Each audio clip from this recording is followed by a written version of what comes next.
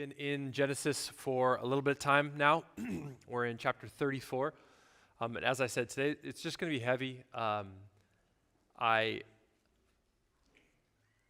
we're looking at the series of Genesis, there's just a bunch of chapters where in the back of my mind, I'm thinking, this would be really nice just to skip. And I've somewhat made a vow to myself that I just will never skip the hard parts of the Bible. And some of you are like, please start skipping some of them because it's just weighty and it's just really, really heavy. And so today we're going to read a chapter in Genesis 34 that's just filled with sin. It's filled with pain and brokenness and dysfunction that is so hard for us to wrestle with. And so fascinatingly enough, chapter 34 does not mention God. And you'll feel the absence of him today. In this chapter, it's overwhelming. And so to give some of you, just kind of get up to speed where we're at if you're brand new. We've been in Genesis for a while. Genesis has two main parts. There's Genesis 1 to 11 and then Genesis 12 to 50. Genesis 1 and 2 begin with God creating the world. Everything's beautiful, it's good. And then in Genesis 3, the humans that he created don't listen to him. They rebel. They see and take the fruit of the tree of knowledge of good and evil. And they rebel against God, and this brings just a pain and brokenness into the world. It fractures their relationship with God, fractures their relationship with people, and all of creation. And we're still living in a broken world because of this sin that they and we have all partaken of. Yet the story, even though it's just constantly going down, down, down of murder and rape and pain and horrific stuff, in Genesis 12, God appears to Abraham and Sarah and says, hey, I'm gonna redeem the world. I'm not just gonna give up on you. I'm actually gonna change things and restore things. I'm gonna make you a mighty nation. Through you, I will bless all nations. And so we kind of trace the story. Genesis primarily is tracing the patriarchs of Abraham, Isaac, and Jacob. If you were with us last week, my friend Tom from Restored Temecula preached just a lovely sermon on Jacob wrestling with God, Jacob's encounters with God. Jacob eventually has multiple wives and multiple kids, and he has Jacob's name is changed to Israel, and Israel has the 12 tribes of Israel, which you'll trace throughout the rest of the Old Testament and into the New. And the only daughter, I believe, that's actually mentioned, he had multiple daughters, but the only daughter that's mentioned of Jacob, of Israel's, is Dina. And today we read of Dina's story. Unfortunately, in this chapter, Dina doesn't say anything. We don't hear her voice. We see what's done to her and the mess of what the men around her do. And we don't hear her voice, and yet I'm convinced that God wanted this story in his word so that her voice would be told, that her story would be told. And so Genesis 34, we're going to see Dina's story, and then we'll spend some time unpacking it. It will be heavy. In the 9 a.m., a gal just ran out, just weeping. And so if that's what you need to do, you're welcome to. You're welcome to cry in here, depending on where you're at in your own story. There's going to be some heavy stuff coming in. So Genesis 34.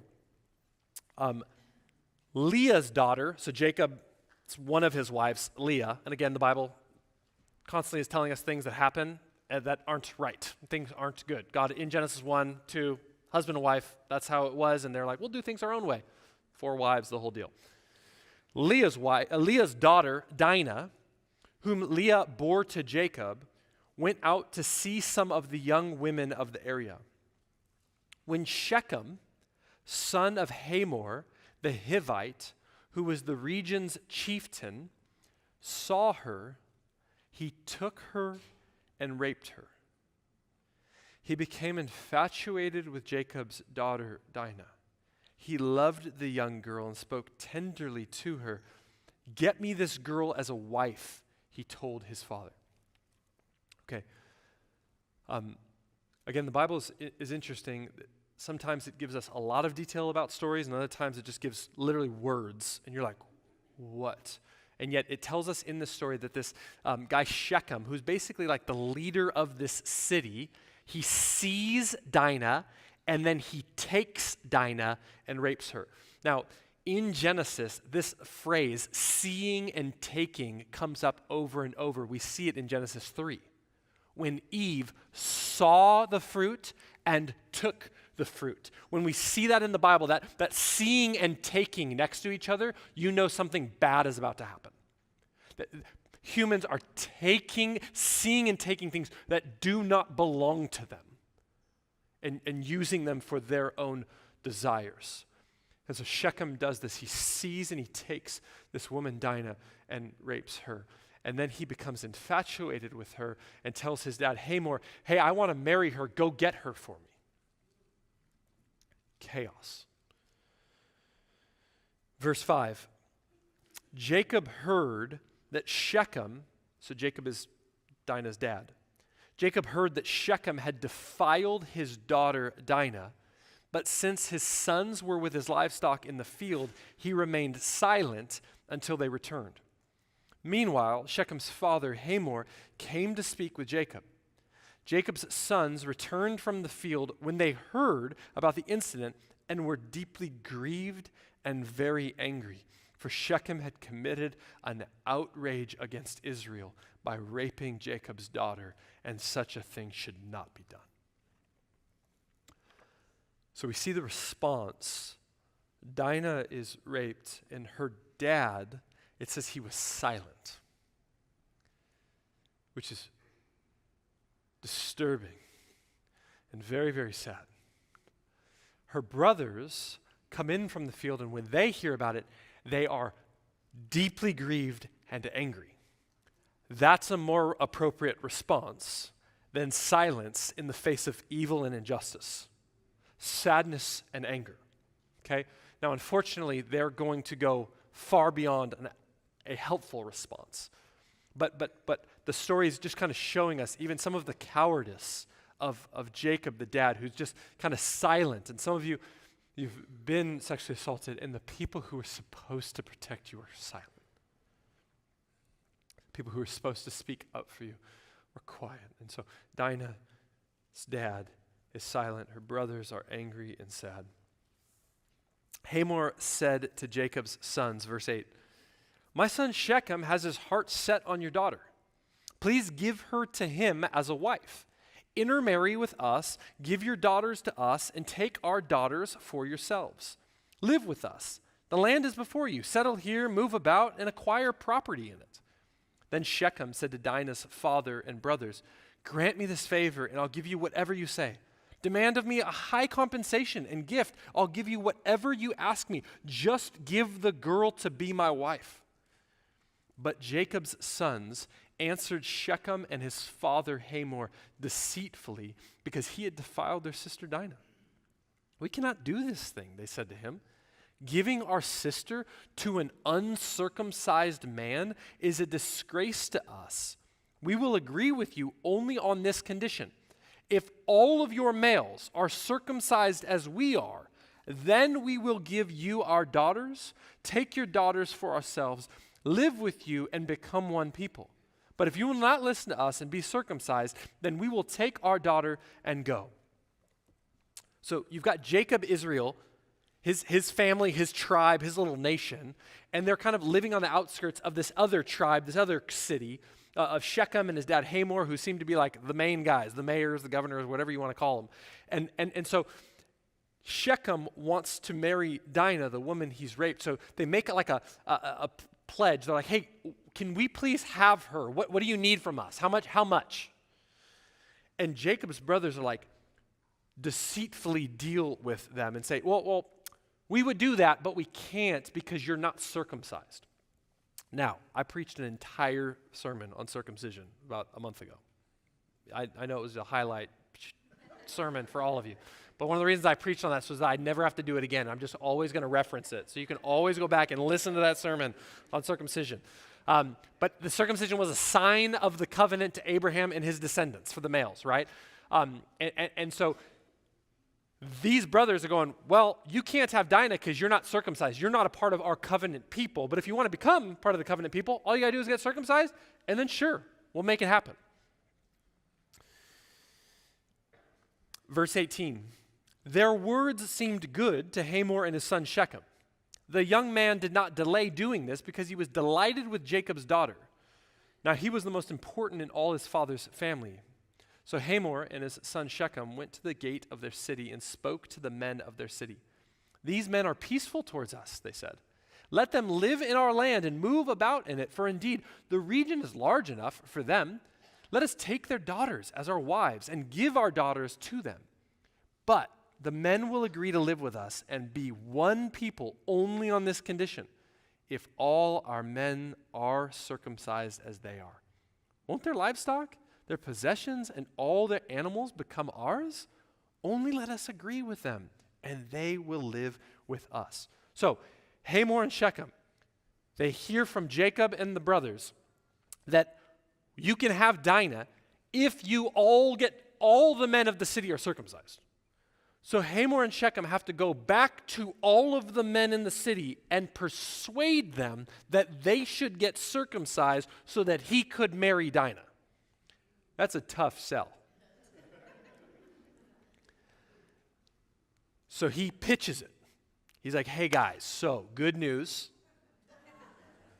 This other tribe wants to be with us. And they've got a ton of stuff. They've got a lot of livestock. They've got people. They got wives and daughters.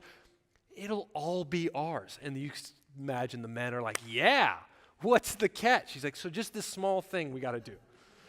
We just have to all get circumcised. We have to cut off the foreskin." How do they respond? Verse 24. "All the men who had come to the city gates listened to Hamor and his son Shechem, and all those men were circumcised." They're like, "Deal." I'm sure there was more, but that's all that says here. Verse 25. "On the third day, when they were still in pain, two of Jacob's sons, Simeon and Levi, Dinah's brothers, took their swords, went into the unsuspecting city, and killed every male. They killed Hamor and his son Shechem with their swords, took Dinah from Shechem's house, and went away. Jacob's sons came to the slaughter and plundered the city because their sister had been defiled. They took their flocks, herds, donkeys, and whatever was in the city and in the field. They captured all their possessions, dependents and wives, and plundered everything in the houses.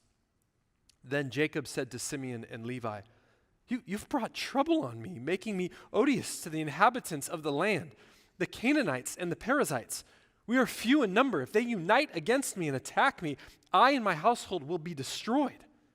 But they answered, "Should he treat our sister like a prostitute?" End of story. So Simeon and Levi, brothers of Dinah, they devised this plan. Hey, we'll ask them all to get circumcised. And if you can imagine, this is before painkillers, this is before anesthesia, whatever. The whole city of men gets circumcised, and they wait till the third day when these guys are sitting there struggling. And they come in with swords and kill every single one of them. Simeon and Levi had an appropriate reaction in the beginning: rage, anger, and sadness. And yet what we see in this story, that the men connected to Dinah all fail miserably. Shechem, obviously, seeing and taking and raping a woman for his own pleasure. Wicked. Jacob, the father of Dinah, the man who's supposed to be protecting and caring for his daughter, when he hears she's raped, he's silent. And maybe some of us are like, well, maybe he was waiting for the right moment. The end of the story just helps us see the dude's, he's just selfish still. He goes, brothers, my sons, why did you do this? Now we're in trouble. He's looking after himself. And then we see Simeon and Levi, who, again, had an appropriate reaction at the beginning of grief and anger. But then it's like they use Dinah, not for justice, but to fuel their own lust and greed. Like, I think most of us, if the story went like this, Simeon and Levi went into the city and killed Shechem and Hamor. The Bible's against murdering, but I think most of us would be like, yeah, that's what you get. Sorry. It's like, I think that would be most of our reactions. That's not what they did. They killed Shechem and Hamor, and then all the other men, and then plundered the city and took the wives and children. Like the evil and wickedness around the whole story. And in the midst of it all, Dina's silent. We don't hear her voice. Stories like this in the scriptures are really, really hard. This is one of those stories. Like with your morning time Devo, you read it, you're like, yo, like what do I do? Like I love when I'm reading the Bible and it's just crystal clear application. Just tells you what to do. You're like, I'll do that. And you fail a little later, but at least it's clear. This story, you're like why is it in here? What are we supposed to do with this? I'm convinced God records stories like this to keep in his word for many different reasons, but a couple main reasons here. One is to remind us of the brokenness of our world. Like this story is so disgusting and filled with brokenness that most of us are just like, let's get to the next story. And God goes, no, I need you to see what sin is doing to my world. The weightiness of sin and evil and brokenness. This is real. Many of us, we know it's kind of out there, but we just don't want to see it. We want to push it away and pretend that could never happen to me, that's nothing I could ever do. That stuff is out there. I experienced that when my family and I, we were in Germany this past summer. And we went to a concentration camp. And as my boy and I walked into a gas chamber, you're overwhelmed with the evil and wickedness of humanity. Like we were on a trip that a friend had graciously provided for us. And when we told people we were going to a concentration camp, they're like, that doesn't sound fun. So yeah, we don't do things just to have fun. We are putting ourselves into a position to be reminded of the brokenness and evil of our world. God has story after story in the scriptures that do that for us, but it's not just that. I also believe that God puts stories like this in the scripture to give hope to those who suffer injustice. To give hope to those who suffer injustice. Fortunately, Genesis 34 isn't the end of the Bible. If Genesis 34 was the end, the Bible ends at the end of Genesis 34, I don't know what's going on. But it's not the end. It's part of the story, and it is moving in a direction. And God puts a story like this in his word, I fully believe, so that those who have experienced sexual assault, those who have experienced things of injustice, we read a story like this, and God goes, I see you. Maybe you've been silenced, maybe someone didn't speak up for you, but I see you. And so what I want to do with the rest of our morning is kind of dive into this, to talk around sexual assault, and there's a bunch of different reasons why, but one, I want those of you in this room who have experienced sexual assault, it will be uncomfortable, and I'm not pretending like by the end of the sermon, you'll be healed and everything's going to be perfect. But by no means, but I hope there's some sense where you feel seen today. One of my fears of, well, let's just skip Genesis 34, would have been for those of you who had experienced rape to be like, oh, okay. Like we don't talk, this is part of my story, we just silenced. We don't deal with the heavy stuff. And so this is why we're spending some time pushing into this. Because as I said, we want to think so much, like we look at, why did we call this sermon series in Genesis Origins? Because these are our parents. This is humanity. And as much as us, we want to read Genesis 34 and go, man, those were evil days back then. Thank God we live in 2024 and things are so much better.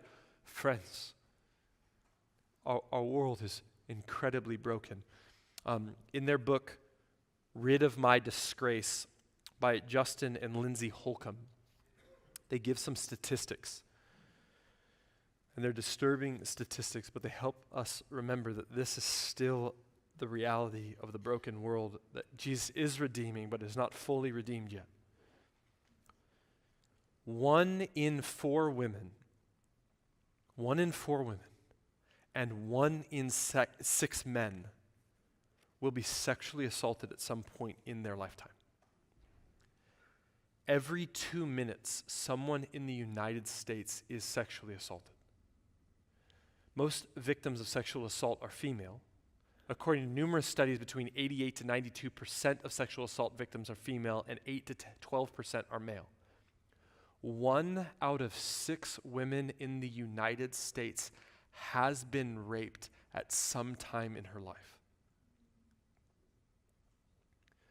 According to the Bureau of Justice, women 16 to 19 years old have the highest rate of sexual victimization of any age group. Sexual assault can occur in marriage and between dates and friends. Researchers have estimated that sexual assault occurs in 10 to 14% of all marriages. Studies estimate that incest is experienced by 10 to 20% of children in the general population.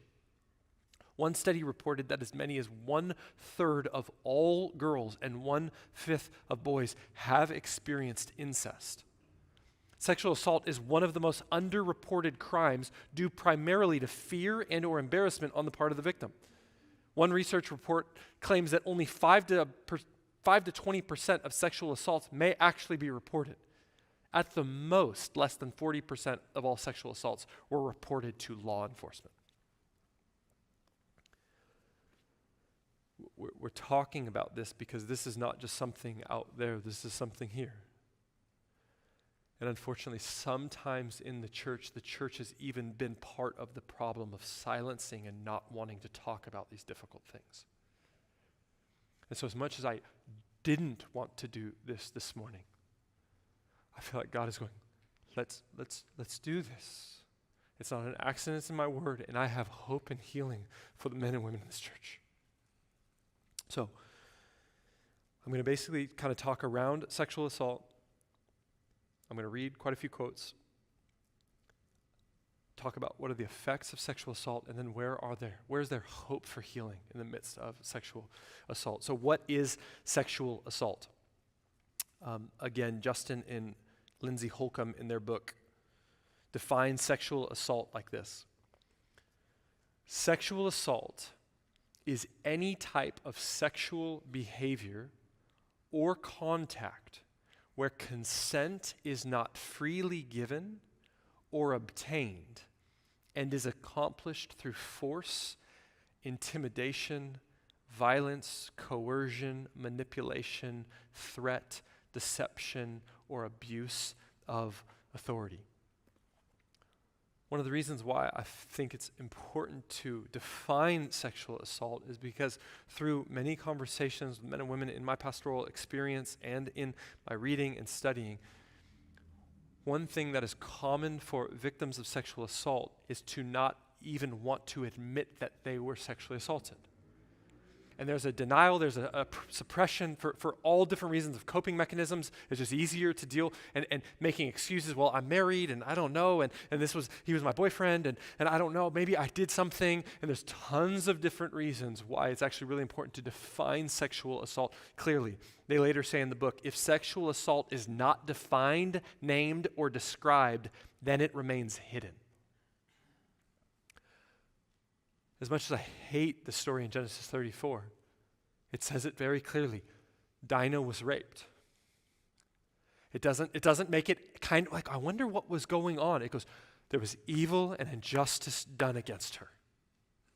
Something that should not have been done. And we need to name it, to bring it into the light so that we don't continue to live in the hidden and secretness of it. So what are the effects of sexual assault? There are more effects than we could possibly imagine. Each person is different. There are so many different ways of coping and of living with the reality of being sexually assaulted.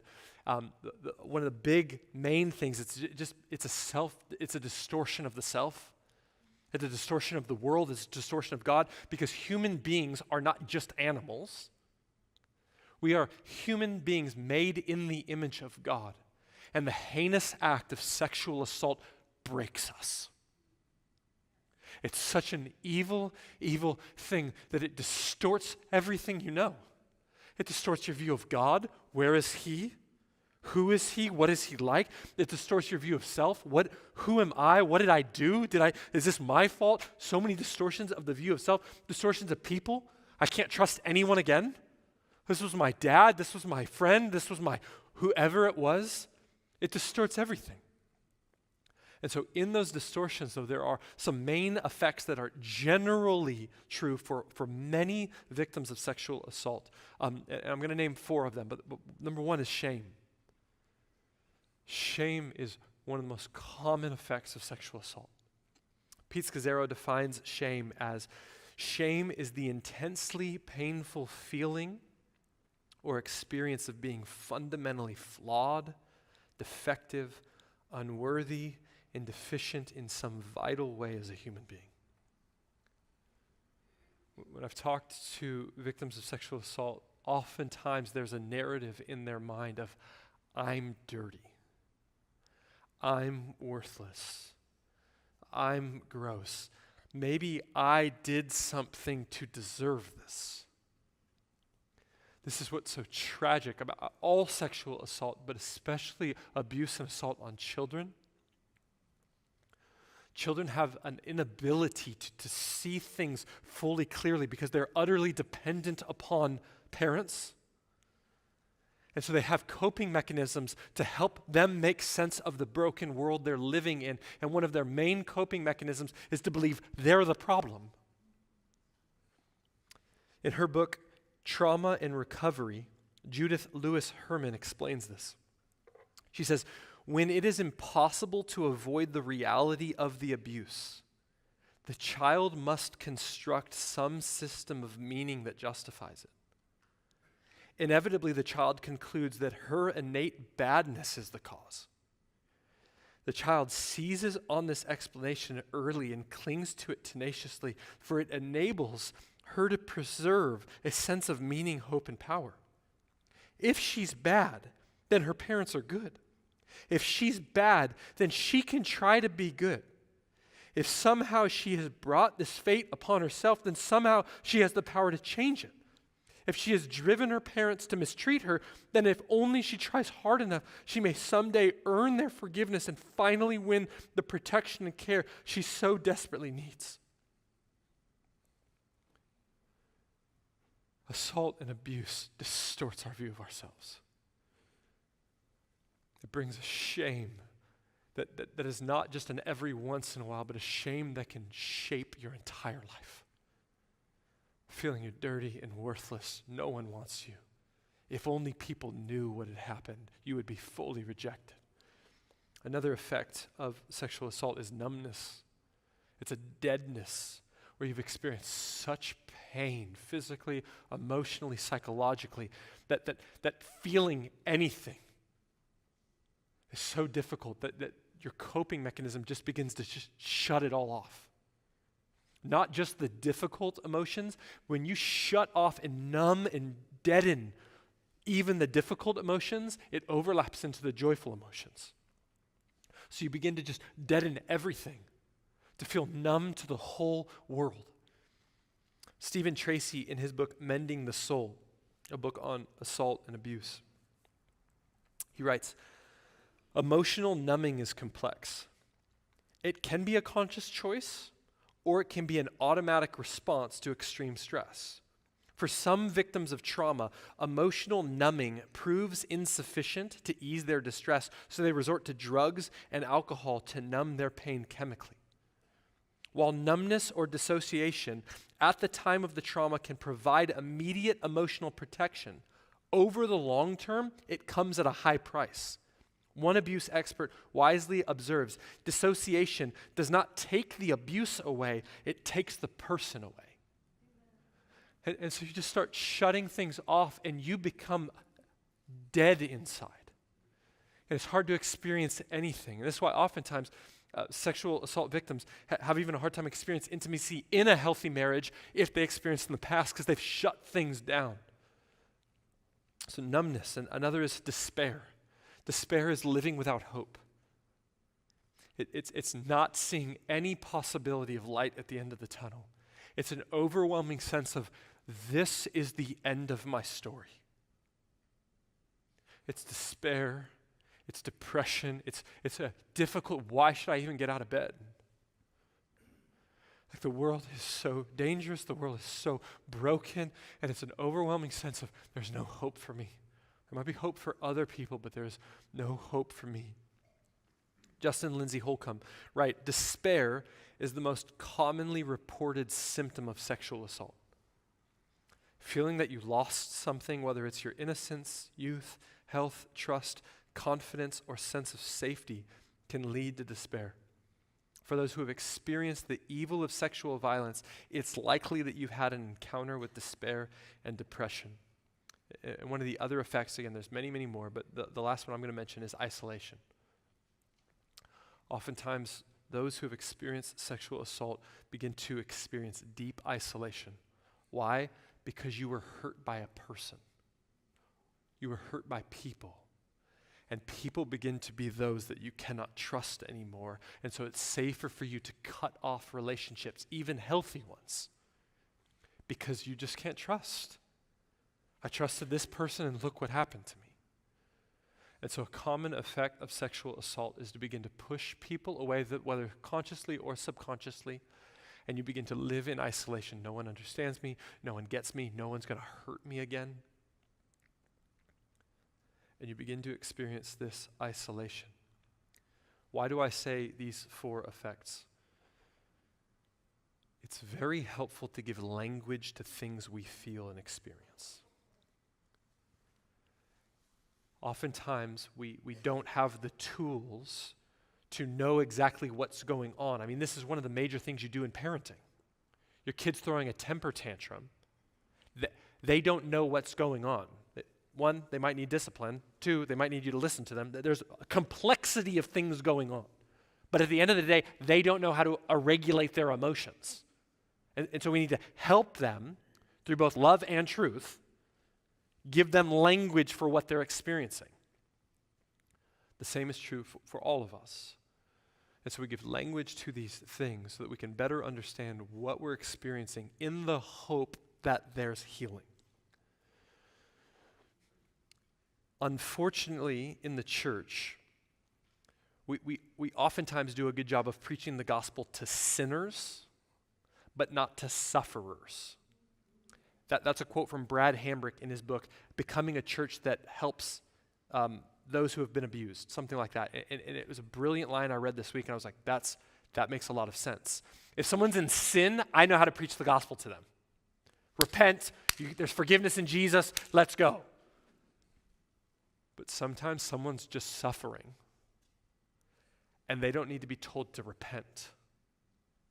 Are they sinful in other areas? Yes, but not in this area that's debilitating. And so what they need is the gospel to apply to their suffering. They don't need to be told to repent.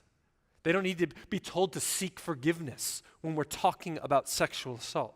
What they need is to learn, how does the good news of what Jesus Christ has done, how does that deal with the effects of my sexual assault? How does that deal with my despair, with my shame, with my numbness, with my isolation? So I want to spend a few moments just unpacking and helping you see more clearly, how does Jesus deal with this stuff? Like, is there good news? Again, the good news is that Genesis 34 isn't the end of the story.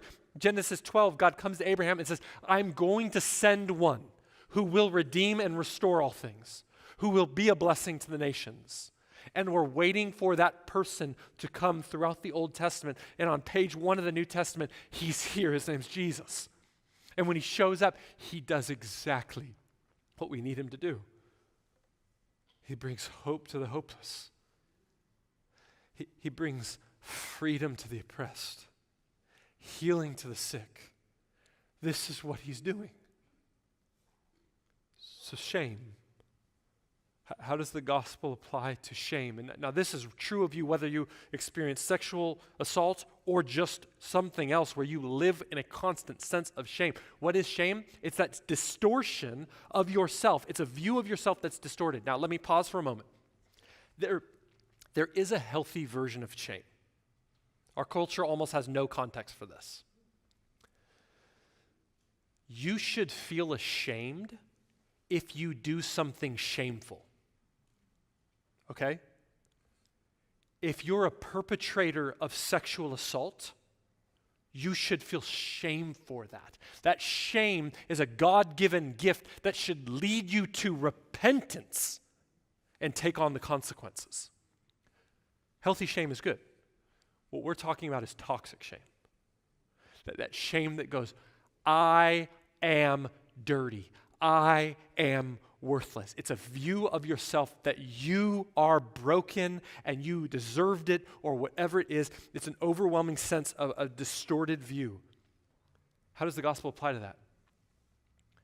Well, for those who are in Christ Jesus, Jesus Christ went to the cross bearing your sin and shame. And when he rises from the dead, he says over you, you're not dirty. You're clean. That wasn't your fault. You are worthy. You are not worthless. You are mine and you are wanted. Well, that's Jesus. Yeah, Jesus, the God who speaks the galaxies into existence. When Jesus says something, he defines reality. He speaks life into existence. And so this is where there's some work on our part. Wherever you struggle with shame, you are required to step out in faith. And instead of believing the lies of Satan that say, you're dirty, you're worthless, this is your fault, we trust the word of Jesus. When he says over us, you're clean, you're loved, you're beautiful.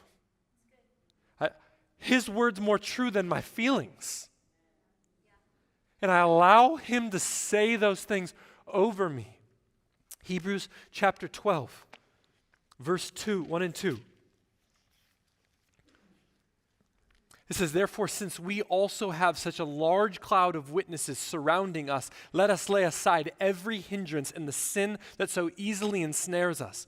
Let us run with endurance the race that lies before us, keeping our eyes on Jesus, the source and perfecter of our faith. For the joy that lay before him, he endured the cross, despising the shame, and sat down at the right hand of the throne of God. Do you know the most shameful way to die was crucifixion? The Romans perfected the art of a death that could let them rule the world. And the death was crucifixion.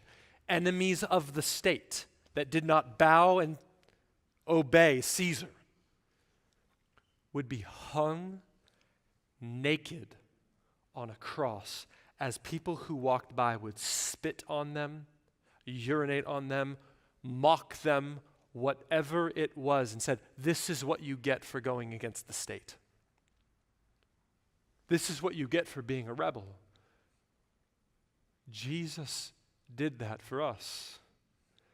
He took on our sin. He took on our shame on the cross, and yet it says he despised the shame. He dismissed the shame. How did he dismiss the shame? By seeing the joy that lay before him. What's that? It's us. He wanted us so badly that he was willing to take on our sin and shame to get us. And when he gets us now, he says over us, you're mine. You're clean. He's canceled the debt. He's canceled the record of debt of our lives. And so now in faith, we live lives where we don't allow shame to be the final word. What about numbness and despair? Well, numbness and despair flow out of us from an inability to have hope. I'm numb and I'm despair and I have no sense of hope. Things can't get better. This is just the end of my story. And the resurrection of Jesus says, this is not the end of your story. You know who was full of numbness and despair was Jesus' disciples the night he hung on the cross. To them, that was the end of their story. This was the Messiah, the King that they knew was going to bring in the kingdom of God, usher in peace and flourishing, save his people. They put their hope, they had left everything for him, and here he is being crucified by the Roman government. And their despair, there is numbness. They've given up hope until the third day when Jesus walks into the room they're in. And they come to life. For those of you who have experienced sexual assault, I need you to hear this. There is healing and hope in Jesus. There's healing and hope in him. He is not done with your story. Do not allow what happened to you to be the final word on your life. He speaks a better word over you. He hates what happened to you. There will be justice for what was done to you. But he says, I'm not done with your story.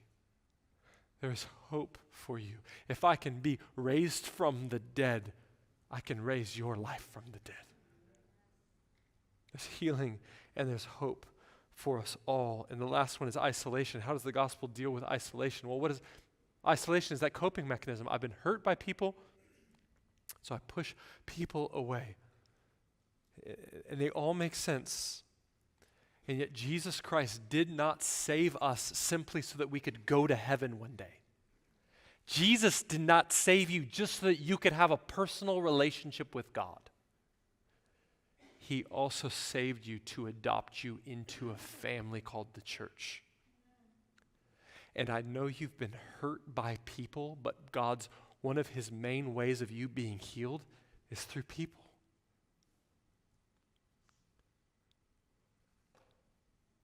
We experience healing through the same people that hurt us.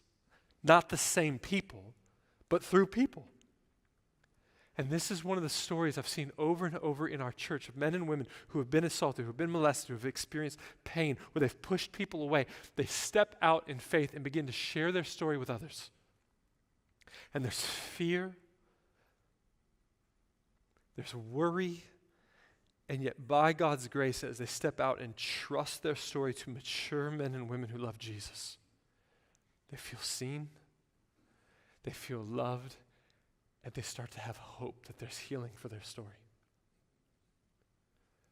And in a community of Jesus-loving people, there's healing. You begin to go, okay, I was wronged. I was hurt deeply by this person or these people. But not everyone is that person. Not everyone is. And it's terrifying. And yet we as a people need to step out and go, okay, I'm entrusting myself to you. So let me end with just a few last practicals. For those who have experienced sexual assault, applying the gospel to your life daily is a necessary reality. And some, if not most or all, probably need some level of professional counseling or therapy if you have not begun that journey. It's not necessary, but it's probably helpful. We as a church, if you go to restoredla.com, our website, under the resources, one of the tabs has a pastoral intake form on it. And if you fill out that form, what happens is there's some questions for you, and that form gets sent to Ashley Stroman, who's a pastor in our Restored family of churches. She's at Restored Rancho. She is an incredible woman who has a PhD in psychology, but loves Jesus deeply and understands how the gospel applies to pain and trauma. And while she can't see everyone, she goes through the intake form and she's connected to enough therapists and counselors and will help get you into the right hands of someone who may be able to help you, lead you into more healing in this journey. But apart from that, there are a few things that are just vital. The first thing is to be able to truly, deeply grieve what has been done to you. I spoke to a woman after the first gathering who said please highlight, circle, say it a lot of times in the second gathering. As a victim of sexual assault, she said, I, for decades, pushed away the grief. I just didn't want to deal with it. And being able to feel and grieve and lament what was done to her was the first steps of healing. It's so easy to push things down. It's so easy to just deny and pretend it's going to get better. It won't get better until you look at it, until you face the pain and the grief of it. Would you take time and space to deeply grieve and lament what has been done to you? We don't just leave it there, though. We bring that to God.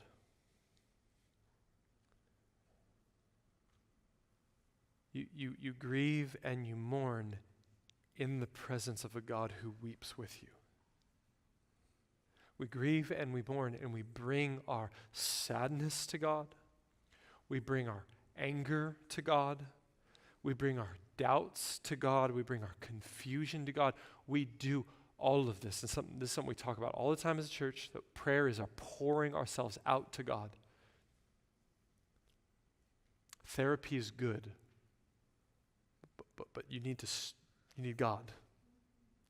You need to sit in his presence and grieve and bring to him and yell at him, whatever it is. You need to bring that stuff to him. He can handle it. He's not nervous about your questions. He's not nervous by your tears. Sometimes you grew up in a family where you cried and you were immediately quieted. No crying. God doesn't do that. Psalms says he keeps your tears in a bottle. He's listening. He's present. He's not trying to hurry you along.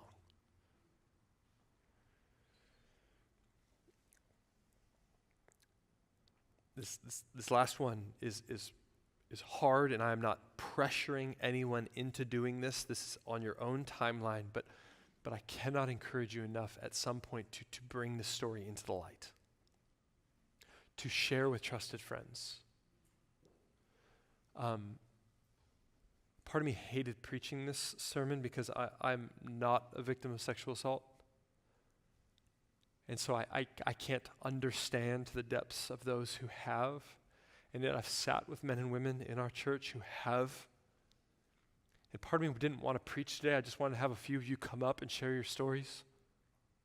It would have been infinitely better than this, but I didn't want to put that on you. But I cannot encourage you enough to share your story, because here's what happens. You're not alone. And what God is doing in you and bringing about healing through your story, he wants to bring hope and healing to others, and oftentimes he'll do that through your story. In a very different way than me preaching. By you sitting in your gospel community. You're like, well, nobody in my group has been sexually assaulted. You share your story and 2 people come to you. I've never shared. I didn't know anyone else here. You don't need to be 1,000% healed to begin that process. Oftentimes we're healed in the process of sharing. Would we be a safe enough community where we are a community where people are sharing things like this? This is not out there. This is here. And so would you, in your own timing, without pressure, trust God?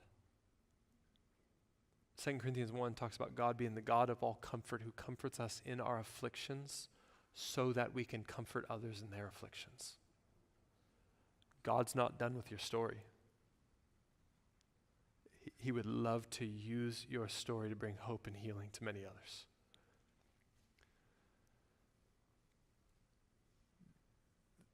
As I preach this, there's this uncomfortable feeling for many in the room of, what about the perpetrator?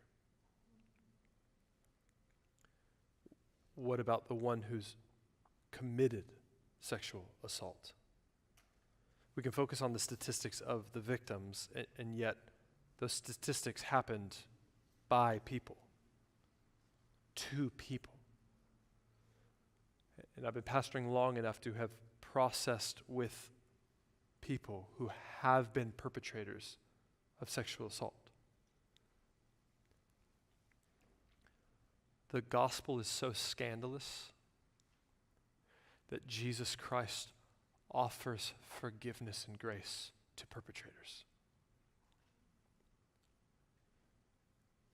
As Jesus is hanging on the cross, he's hanging next to a wicked, rebellious, murderous man who cries out, "Remember me when you enter paradise. Remember me when you enter your kingdom." And Jesus says, "Today you'll be with me in paradise."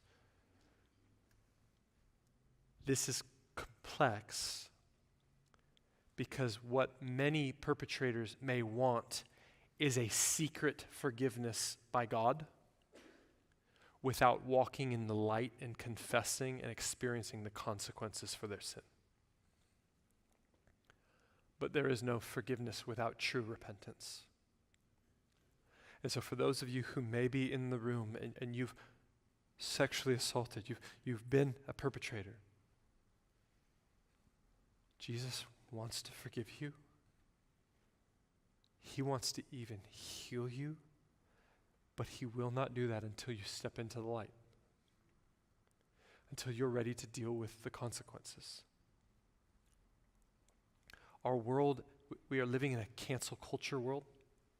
Anyone does anything wrong, they're just forever canceled. The gospel does not have a cancel culture. Cancel culture is very comfortable. You mess up, gone. You do something bad, out. Jesus moves toward wicked sinners, like all of us, and says, "I want to restore your life." And it's terrifying to think about what may come if you bring that into the light. But here's the reality. You're already living in hell. You're living in hell. Would you trust Jesus as you bring your sin into the light and deal with the consequences, that there's forgiveness and grace? He wants you.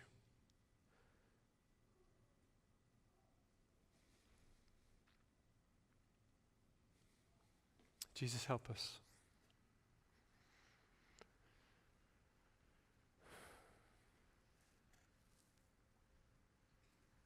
Jesus, help us.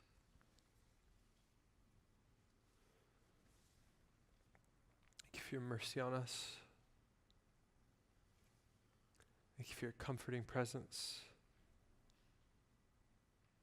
Not once do we pretend to have fully this whole thing figured out. And I'm really grateful you don't just have cute little answers or responses in Genesis 34. You just throw it before us and go, "This is what life is like without me in my kingdom." Lord, would you bring healing?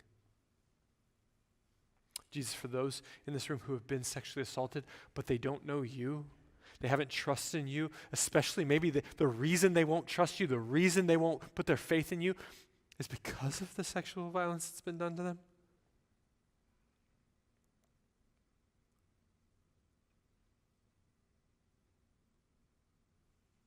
What a good Father you are, that even in that you understand, and yet you still beckon them to yourself. Because you want to see them healed. You want to see them restored. And there is no full healing apart from you, Jesus Christ. God, for those who know you and love you, but this is part of their story, would they feel seen? Would they feel heard today?